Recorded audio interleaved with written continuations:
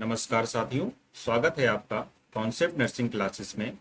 आज की क्लास में nursing officer CHO staff nurse special practice test number 35 solve करेंगे। Question number 1, the appendix is located in the left antecubital fossa, the right antecubital fossa, the left iliac fossa and the right iliac fossa. इसका correct answer हो जाएगा option D, the right iliac fossa. इसमें क्या होता है, appendix स्थित होती है, तो ये अम्बिलिकस हो गई। यहाँ पर राइट इलियक फोसा में इस जगह पर यह अपेंडिक्स स्थित होती है, इसलिए डी ऑप्शन यहाँ पर सही है। नेक्स्ट क्वेश्चन,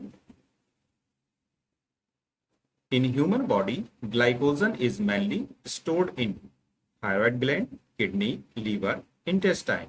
करेक्ट आंसर हो जाएगा ह्यूमन बॉडी में ग्लाइकोजन मेनली लीवर में स्टोर रहता है, इसलिए इसका ऑप्शन सी सही है। Next question, which one of the following is a function of the liver. इनमें से कौन सा लीवर का एक कार्य है? Synthesis of plasma protein, elimination of carbohydrate, concentration of bile, secretion of सीसीके, cholecystokinin.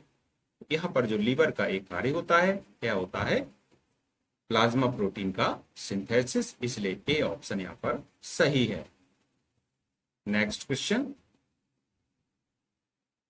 Break down of glycogen to glucose is known as. Glycogen का glucose में अपघटन कहलाता है glycolysis, proteolysis, glycogenolysis and प्रोटियोजिनोलिसिस।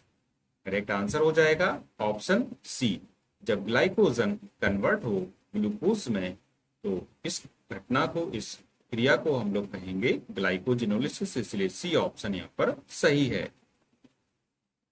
Next question, identify this instrument. इस उपकरण को पहचाने। तो यहाँ पर एक उपकरण दिया गया है आपके सामने। यहाँ पर आपके सामने जो उपकरण यहाँ पर दिया गया है, इसको आपको बताना है कि ये उपकरण कौन सा है। तो इसका जो करेक्ट आंसर हो जाएगा ऑप्शन बी सही हो जाएगा। यह बेसल डायलेटर होता है और इसको हिंदी में हम लोग वाहिनी विस्तारक भी कहते हैं। इसका काम होता है वेसल्स को डायलेट करना प्रोसीजर के समय पर। नेक्स्ट क्वेश्चन, यहां भी एक फिगर दिया गया है, तो इस मशीन का नाम आपको बताना है। Cardiac monitor, defibrillator, pulse oximeter and portable ventilator. तो यहाँ पर जो मशीन आपके सामने दिखाई दे रही है, इसको डिफिब्रिलेटर कहते हैं और इसका उपयोग किया जाता है हार्ट की जो एबनॉर्मल रिदम है उसको नॉर्मल करने में, यानी कि यह एक इलेक्ट्रिक शॉक इसमें प्रयोग किया जाता है और हार्ट की रिदम सही हो जाती है। तो इस प्रकार से इसका करेक्ट आंसर हो जाएगा option B, defibrillator. Next question, यहां भी एक आपके सामने चित्र दिया गया है, इसको बताना है ये क्या है। Episiotomy scissor, Allis forcep, Babcock and tooth forcep. यहाँ पर जो सीजर है यह इपिसियोटोमी सीजर है, इसलिए ए ऑप्शन यहाँ पर सही होगा। और इपिसियोटोमी जो सीजर होती है, इसमें क्या होता है, इसकी एक विशेषता होती है, इसमें जो ब्लेड होते हैं वो एंगल होते हैं, कोण बनाते हुए ब्लेड इसमें होते हैं और इसका उपयोग किया जाता है पेरिनियल इंसिजन के समय।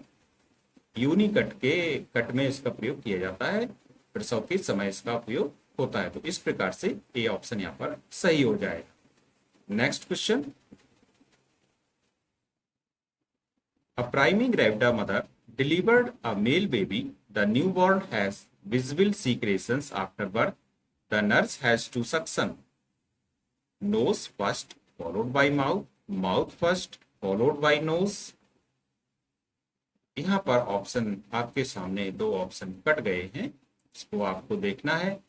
यहाँ पर करते क्या है कि जो एक प्राइमिंग ग्रेविडा माता है उसने एक बच्चे को जन्म दिया है। नवजात शिशु के जन्म के बाद जो सीक्रेशन दिखाई दे रहा है, तो इस सीक्रेशन को हमें सबसे पहले मुंह से और फिर नाक से करना चाहिए। मुंह से इसलिए करना चाहिए क्योंकि यदि मुंह से नहीं किया पहले तो एस्पिरेशन हो सकता है इसलिए मुंह से पहले कर सकते हैं और ब्रीदिंग पैसेज में यह जा सकता है, इसलिए यहाँ पर बी ऑप्शन सही हो जाएगा।